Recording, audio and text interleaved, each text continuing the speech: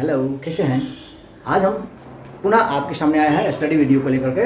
और आज हम पढ़ेंगे बायोलॉजी क्लास 10 के बायो से जनन चैप्टर के पार्ट 2 को लेकर के आए हुए हैं। और आज हम पढ़ेंगे लैंगिक जनन।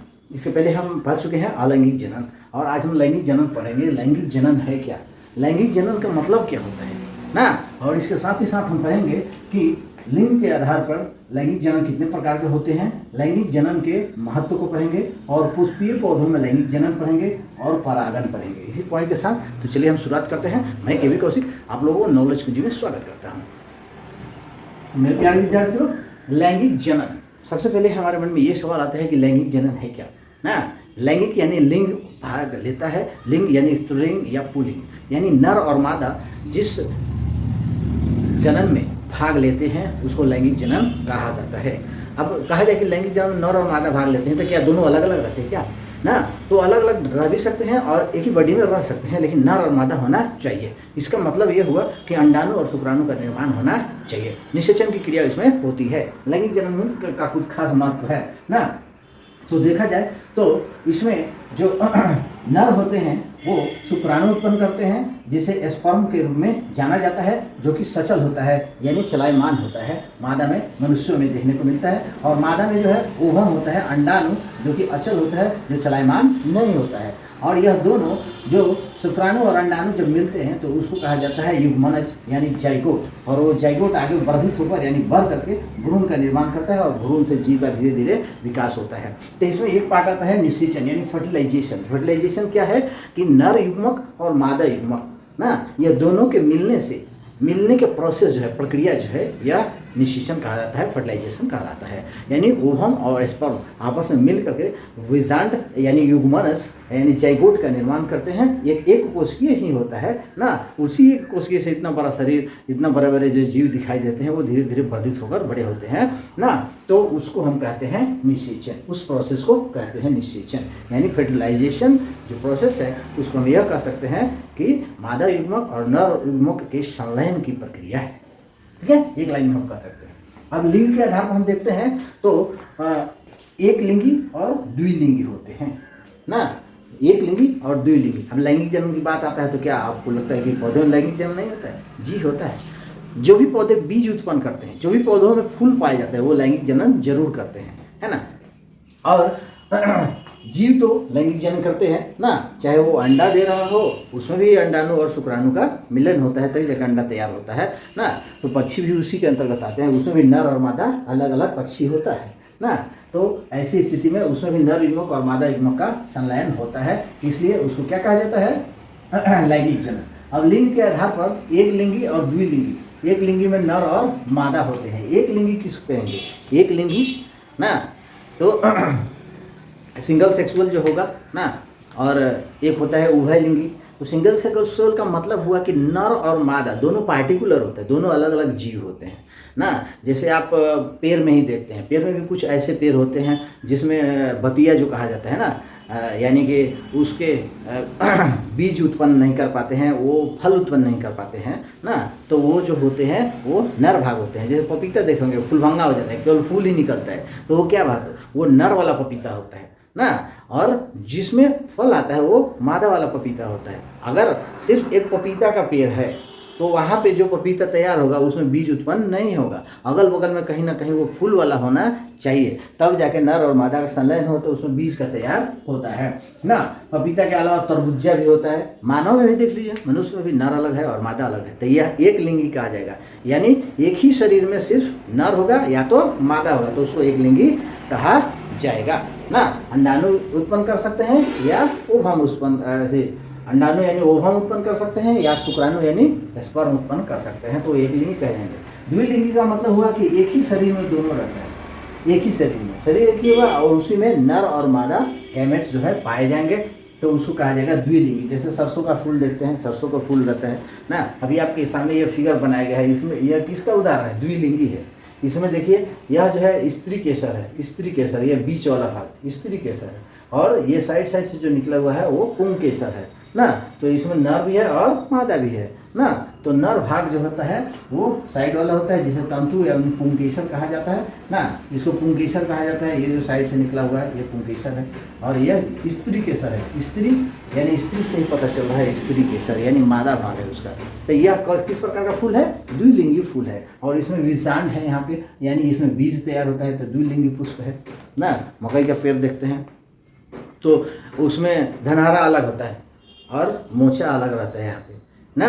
तो यह द्विलिंगी एक ही पेड़ में होता है ना, लेकिन नर का पार्ट अलग होता है और मादा का पार्ट अलग होता है ना।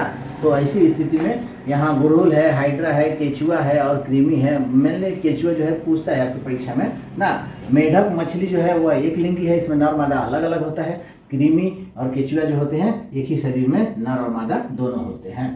अब है लैंगिक जनन का क्या महत्व है, लैंगिक जनन का हमारे जीवन में क्या महत्व है। तो अब नर और मादा दोनों अलग अलग भाग लेते हैं, तो इसमें गुण अलग अलग होते हैं ना। मान लीजिए हमारे पिताजी में कमी है, जो हमारे माताजी में कमी है, वो हमारे अंदर कमी हो सकता है तो वो पूर्ण हो गया होगा ना, या हो सकता है उससे भी ज़्यादा कमी आ सके। तो विभिन्नताएं हमारे शरीर के अंदर उत्पन्न होती है। दो गुण आपस में मिलते हैं तो एक तीसरा गुण उत्पन्न होता है, निश्चित ही वो डेवलपमेंट होता है। तो यह लैंगिक जनन का ये खास फायदा है ना, कि इसमें जो है जीव धीरे धीरे उत्पन्न होते हैं।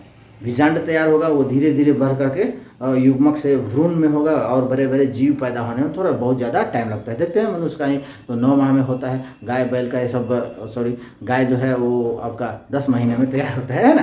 तो उसमें ज़्यादा समय लगता है, इसमें प्रोसेस होता है, एक प्रक्रिया होती है। जैसे आप एक आम को ही ले लीजिए, तो आम तो तुरंत तैयार होता नहीं है ना। तो अलैंगिक जनन में जो भी आप पढ़े थे वो लैंगिक जनन में उसका उल्टा होता है। शुक्राणु अंडाणु उसमें नहीं होता है, उसमें निषेचन की क्रिया नहीं होती, इसमें होता है। इसमें 2 अलग अलग जीव होते हैं, इसलिए इसमें विभिन्नताएं ज़्यादा होती है ना। ये भी हो सकता है कि 2 फूल, जैसे हम रेड वाला फूल लेकर के और व्हाइट वाला फूल लेकर के मिला रहे हैं, तो कोई ज़रूरी नहीं है कि जो उससे पैदा होगा वो रेड और व्हाइट ही होगा। हो सकता है रेड और व्हाइट का मिला हुआ बीच में का आ जाए, पिंक कलर का आ जाए ना, या हल्का हल्का रेड आ जाए, तो कलर चेंज भी हो सकता है। तो एक नया गुण वाला जीव इसी में पैदा होता है। यह खास खूबी होता है लैंगिक जनन का। ये जो है अपने जीवन में उत्तर जीविता में एक्सपर्ट होते हैं, मतलब वो विभिन्न पर्यावरण में अपने आप को जिंदा रख पाने में सक्षम होते हैं। लैंगिक जनन में ऐसा संभव होता है। जैसे हमारे देहात में, गांव में जो है हम लोगों के भारत देश में देखते हैं कि गाय जो होती है वो बहुत थोड़ा सा दूध करती है। ज़्यादा से ज़्यादा दूध करने वाला हो वो यहाँ का मतलब देसीला जो कहा जाता है, तो बोलचाल की भाषा में है ना। तो देसीला कितना दूध करेगा? 3 या 4 लीटर करेगा ना।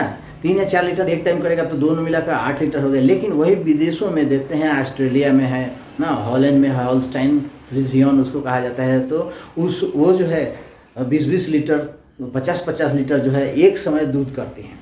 तो हम लोग भी चाहे कि अब उसका दूध जो है डेवलप किया जाए, तो हमने क्या किया, क्रॉस पॉलिनेशन की प्रोसेस किया, हमने क्रॉस किया ना। फिर वहाँ का सांड का बीज लेकर के हम लोग यहाँ गाय वाले में जो है उसके अंडाणु से संयोग कराए, और उससे जो पैदा हुआ तो वो देखने में तो शरीर छोटा था, यानी भारत के वातावरण में वो गाय जो है अपने आप को जिंदा रख सकती है, लेकिन वो जो गाय उत्पन्न हुआ उसमें दूध की मात्रा बढ़ गई ना। तो इस प्रकार जो है अपने गुण विकसित करने के लिए हम उसको कर सकते हैं। अभी ऐसा नहीं कि वहाँ का गाय को हम उठा करके लेके यहाँ चले आए तो यहाँ ज़्यादा दूध तो करेगा, लेकिन हो सकता है कि यहाँ का वातावरण उसके प्रतिकूल नहीं हो। तो इन प्रतिकूल परिस्थितियों में अपने आप को जिंदा रख पाने के जीव में जो क्षमता होती है वो लैंगिक जनन के द्वारा ही संभव होती है ना। इस प्रकार उत्तरोत्तर एक जीव दूसरे जीव को पैदा करता है, दूसरा जीव फिर उसी अपने जैसा ही तीसरा जीव को पैदा करता है, और उस वातावरण में पैदा करता है, तो उस लायक वो जीव जो है अपने आप को जिंदा रख पाता है, और इस प्रकार धरती पर उसके व्यष्टि जो है विद्यमान रहते हैं। अब हम पढ़ते हैं पुष्पी पौधों में लैंगिक जनन। जो पुष्पी पौधे होते हैं, जो फूल होते हैं, फूल वाले लैंगिक जनन जो होते हैं ना, यानी लैंगिक जनन नर और मादा जो होते हैं पौधों में भी पाया जाता है। जिसमें बीज पैदा होगा वो नर मादा होगा। देखिए अभी बीज में कैसे होता है कि इसमें 2 पार्ट होते हैं। यह जो है आपका एक फूल का कटा हुआ चित्र है, इसमें पुष्पासन है, और सबसे नीचे वृंत है, पुष्प वृंत कहा जाता है ना। पुष्प वृंत, पुष्पावली वृंत होता है। तो यह पुष्पासन है, यानी इसके ऊपर पुष्प है यानी फूल है, और फूल की आप जाना है कि ये क्या है, पंखुड़ी है ना। ये पंखुड़ी है, पंखुड़ियाँ हैं जो क्या करती है, ये पंखुड़ियाँ जो है वह इस स्त्री केसर और पुंकेसर की सुरक्षा करती है। जब वो तैयार हो रहा होता है, वो परिपक्व जब हो जाता है तो पंखुड़ी खुल जाता है। इसके अलावा पंखुड़ी का और क्या काम है, कीड़ों को अट्रैक्ट करने के लिए। परागन में आपको बताया गया ना, परागन में ये जानकारी होगी कि परागन में पोलिनेशन में ये बहुत महत्वपूर्ण भूमिका आता है। कीड़े अट्रैक्ट होंगे तो कीड़े आते हैं तो क्या होता है, इस पर बैठ जाएंगे, परागकण उसके देह में पैर में लग जाएगा और वो उठ करके यहाँ पे चले जाएंगे वर्तिकाग्र पर, या हवा के द्वारा ये परागकण यहाँ से उठ के यहाँ चले जाते हैं। यह परागकण जो होता है वो परागकोश में पाया जाता है। इसको क्या कहा जाता है, परागकोश ना। तो इसमें जो पतले पतले तंतु निकल रहते हैं जिसमें परागकोश पाया जाता है वो पुंकेसर कहा जाता है। तंतु और परागकोश मिलाकर के पुंकेसर नाम दिया जाता है। और यह पुष्प का जो है कौन सा भाग है, नर भाग है। ठीक है, अब यह जो है उपांग है, मतलब दलपुंज है, वृंत है, पुष्पासन है, तो ये उसका सहायक अंग है। लेकिन जनन अंग दो ही है मुख्य रूप से, पुंकेसर और स्त्री केसर ना।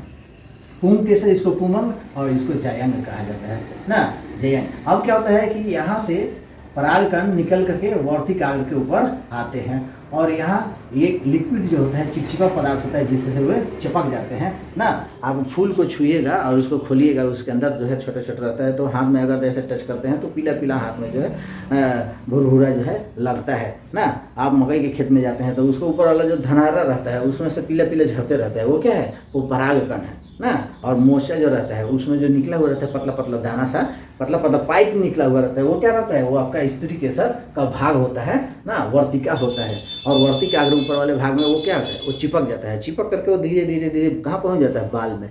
अब वहाँ जो भ्रूण विकास होता है वहाँ पे विजांड में पहुँच जाता है। विजांड में आकर के क्या होता है, निषेचन की क्रिया होती है। यहीं पे शुक्राणु और अंडाणु मिलते हैं। तो पौधे का शुक्राणु क्या हुआ, आपका परागकण ना, और अंडाणु यहाँ पे रहता है, विजांड में रहता है। और यहाँ पे जैसे ही वे बीज, मतलब यहाँ पे निषेचन की प्रोसेस शुरू हो गया तो ऐसी स्थिति में अब इसका कोई ज़रूरत नहीं है, फूल की पंखुड़ियाँ झड़ जाती है ना। तार काम हो गया तू जा काम के लिए है ना, इसका अपना काम हो गया, साइड हो गया। अब ये बीज तैयार करना शुरू कर देता है और ये बीज जो है वर्धित होकर के बड़ा हो जाता है, हमारे सामने फल के रूप में आता है ना।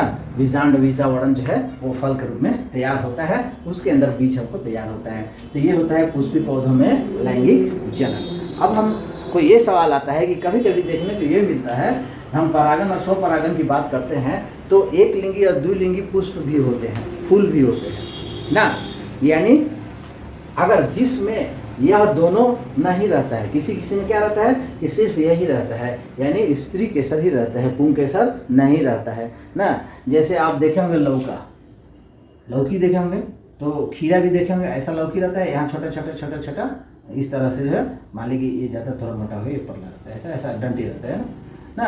तो ये ऐसे शुरुआत में ही बहुत छोटा सा निकलता है, यहाँ फूल रहता है और इसके पत्ते से दूसरा दूसरा छोटा छोटा छोटा छोटा जो ऐसा फूल खिला हुआ रहता है और उसमें छोटे छोटे छोटे छोटे क्या रहते हैं, यहाँ पे परागकण, परागकोश जो है पुंकेसर पाया जाता है ना। ये बहुत सारा फूल निकला हुआ रहता है, बहुत सारा फूल इधर निकला हुआ रहता है। तो यह जो है इस फूल से निकल करके इस पर कैसे आएंगे, हवा के माध्यम से आ सकते हैं, कोई जानवर के द्वारा ला सकता है, कोई भी मक्खिया। तो उसमें विभिन्न गंध, फूलों में विभिन्न गंध होने का कारण क्या है, यही है ताकि मधुमक्खियाँ दूसरे कीड़े मकोड़े आकर्षित हों और वो आप आकर हम पे बैठे, उसके पैर में जो है वह परागकण चपक जाए और वो परागकण पुनः यहाँ पे वर्तिकाग्र पर पहुँच जाए ना। ऊपर वाले ने गजब की दुनिया बनाई है, सब सेटिंग करके रखा हुआ है ना। वो वहाँ पे पहुँच जाता है या फिर हवा के द्वारा हिलता है ना। जैसे बाल का धनारा है तो वो गिर करके हवा से ही आता है, तो वो पूरा जो है निश्चित रूप से जितना भी परागकण यहाँ पे होते हैं, लगभग जितने भी परागकण होते हैं लगभग 99% जो है वो बर्बाद ही हो जाते हैं, 1% ही यूज हो पाता है, बाकी यूज नहीं हो पाता है। तो ये जो इसमें आते रहता है और यह फूल जब सूख जाता है, इसका मतलब इसमें छोटे छोटे बीज तैयार होना शुरू हो गए। इस फूल की कोई आवश्यकता नहीं है, ये फूल की भी कोई आवश्यकता नहीं है, समय आने पर गिर जाता है। तो इस प्रकार के इस तरह से जो है अगर यह परागन हो रहा है तो यह पर परागन कहा जाता है, क्रॉस पोलिनेशन कहा जाता है कि इस फूल का परागकण इसके वर्तिकाग्र पर किसी दूसरे फूल के वर्तिकाग्र, यानी इसका यहाँ जो फूल था उसके वर्तिकाग्र पे आया है, तो इसको क्रॉस पोलिनेशन कहा जाता है। और इस प्रकार ये ही फूल है और इसी का परागकण इसी वर्तिकाग्र पे आ गया, तो इसको हम कहेंगे स्वपरागन यानी सेल्फ पोलिनेशन। ठीक है, अब मन में ये सवाल है परागन क्या है ना? तो परागन बहुत बड़ी चीज नहीं है। परागन जो है क्या है कि पराग कण का पराग कोश से निकलकर वर्तिकाग्र पर पहुंचने की प्रक्रिया है, प्रोसेस है, वर्ब है, एक्शन है। परागन क्या है? एक्शन है, ठीक है। लेकिन पराग कण क्या है? वह मकरंद जो है मधुमक्खियाँ इकट्ठा करके शहद बनाती है, वो पराग कण है ना। जो भी आप फूल को छुएंगे तो हाथ में पीला पीला लग जाता है, वो परागकण है, ठीक है। अब इसके साथ ही हम आशा करते हैं कि आपको अच्छे से ये समझ में आ गया होगा। ये लैंगिक जनन में हम लोग पौधों के बारे में पढ़े। आगे जो है हम 2 पार्ट और लेकर के आएंगे, नर जननांग और उसका कार्य, उसकी क्रियाविधि हम समझेंगे, और उसके बाद मादा जननांग और उसकी क्रियाविधि को हम समझेंगे।